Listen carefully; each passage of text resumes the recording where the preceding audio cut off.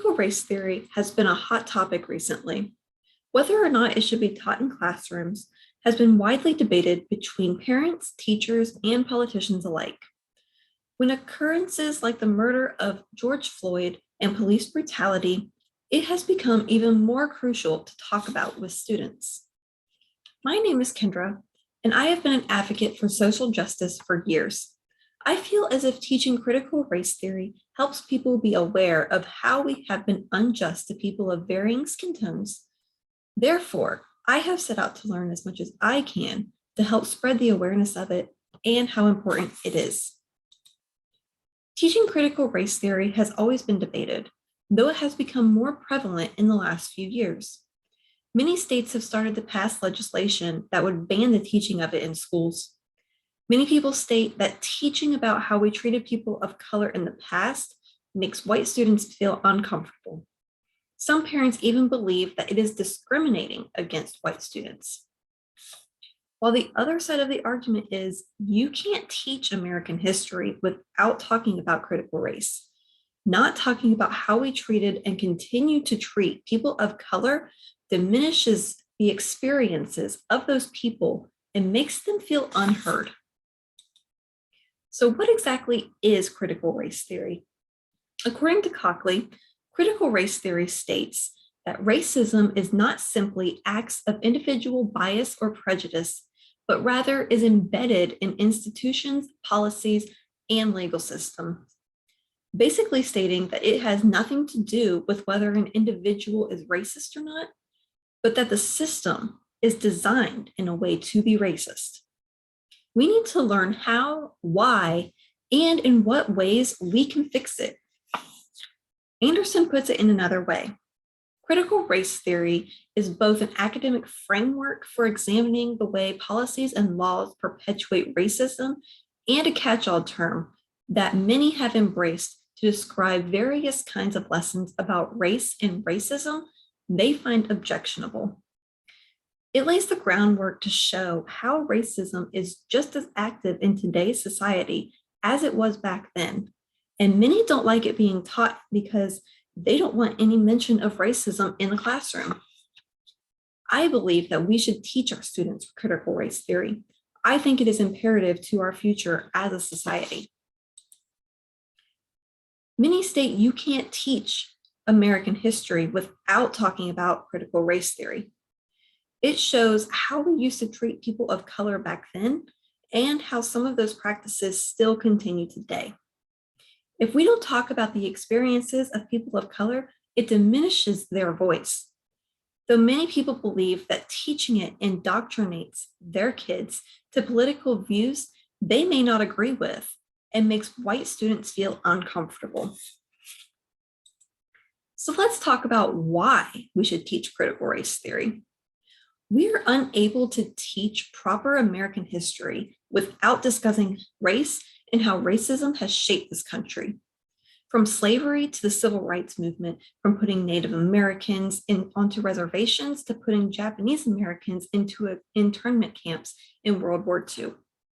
America has a strong history of harming people of color, and it is important for us to learn about those things to keep us from making the same mistakes over. Fernando had a quote from Randy Weingarten, president of the American Federation of Teachers Union, that states, "Culture warriors are labeling anything about racism or equity as CRT to make it toxic. They are trying to stop us from teaching students an accurate history because that makes them uncomfortable and is depriving our students. Keeping students from learning about critical race theory is depriving them of our history and is going to be more harmful in the long run." While many people tend to think that critical race theory is a new thing, teaching began as early as 1970s. Belkin said it was to illustrate the view that the legacy of white supremacy remains embedded in modern day society. Through laws and institutions, it is designed to make the country more equitable by exposing how advantages accrue to people born white. Even in the 70s, legislators wanted students to learn about injustices brought upon people of color. It was important then and is still important to this day. People of color are still treated differently compared to their white peers, and showing those differences to students will help them learn to be different.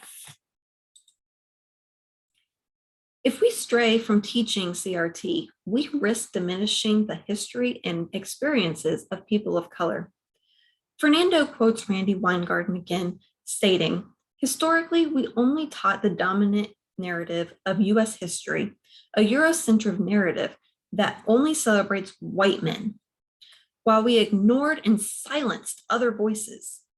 The ban only considers the discomfort of white students rather than that of students of color who have long been excluded from the histories they learned in the classroom."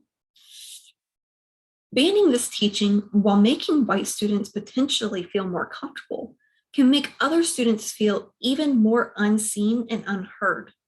They are experiencing a completely different America than many of us, and they deserve to be heard. While teaching CRT is important, there are some who argue against the push to teach it.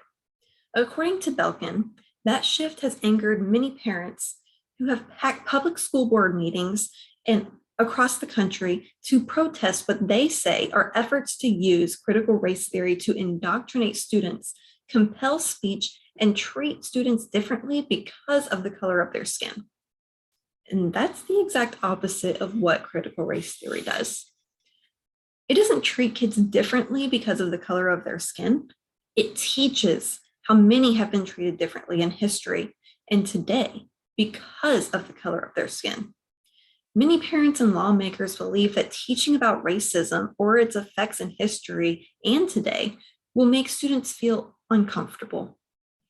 There are those who believe that school isn't meant to make kids feel comfortable. It's there to teach.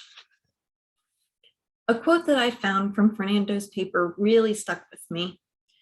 "If history doesn't make you uncomfortable, you're not learning history, you're learning propaganda." That quote is so important to hear because history is messy and absolutely should make you feel a certain way. Comfort isn't it. Whether or not we should teach critical race theory is a heavily debated topic, though it shouldn't even be up for debate. Critical race theory is a part of our history, and you can't teach proper American history without touching up on it. It shows how people of color were treated back in the day and how it has continued in today's society.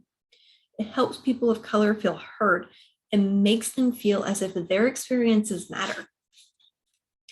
While some think it is indoctrinating students and making white kids feel uncomfortable, it is important to realize that history is supposed to make you feel uncomfortable. We must reach out to our government and make them realize that they have no place stopping teachers from doing their jobs and teaching students proper history. Write letters, email your congressman, tell them to stop erasing history to make people feel comfortable. To quote Belkin's article, Devin Horton, a superintendent, states, "If you are not anti-racist, we can't have you in front of our students." With that, I say, let's teach our students critical race theory. Teach them proper history and how to be anti-racist. Thank you for listening.